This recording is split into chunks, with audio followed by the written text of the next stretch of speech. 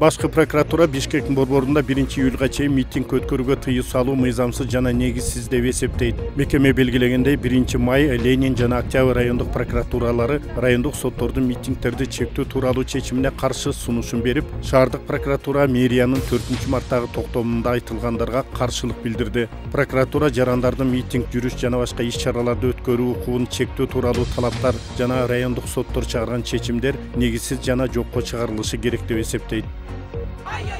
Москванын Сокольники аймагында 8-мартта туура белгилейбиз деген аталышта митинг өттү. Аны түрдүү феминисттик топтор жана феминисттик активисттер уюштурду. Жүздөгөн адамдан турган акциянын катышуучулары аялдарды басмырлоого, үй бүлөлүк зомбулукка жана ырдык көрсөтүүлөргө каршы чакырыктарды айтышып, бир тууган эже сиңди Хачатуряндарды, Юлия Светкованы бошотууну, ЛГБТ өкүлдөрүнө карата куугунтукту токтотууну талап кылышты. Санкт-Петербургда 8-демилгелүү топ кыймылынын активисттери пикетке чыгышты. Алар колдоруна зомбулук, үй бүлөлүк баалуулук эмес, саясий туткундагы аялдарга боштондук деген жазууларды көтөрүп жүрүштү.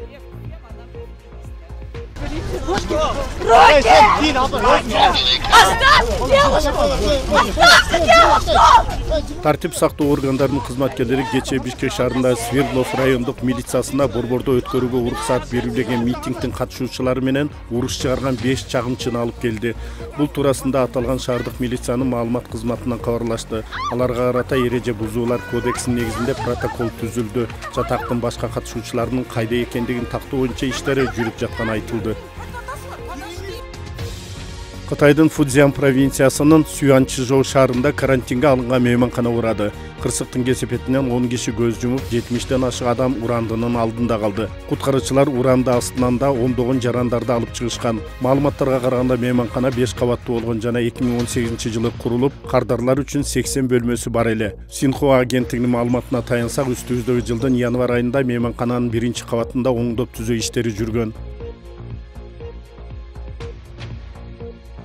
Мексиканын түндүгүндө жаш боксчуларды ташып бара жаткан автобус жол кырсыгына учурады. Кесепетинде 6 адам кырсык болгон жерде көз жумган. Анын 5-и жаш боксчулар жана бирөөсү машыктыруучусу болгон. Андан сырткары 25 киши жаракат алган. Жабырлануучулар жакын арадагы ооруканага жеткирилген. 13-17 жаш аралыгындагы боксчулар тобу Кудат Абрегондон Пуэрто-Пьянска тарапты көздөй багыт алган. Алдын ала маалыматтарга караганда айдоочу рулдагы көзөмөлүн жоготкон.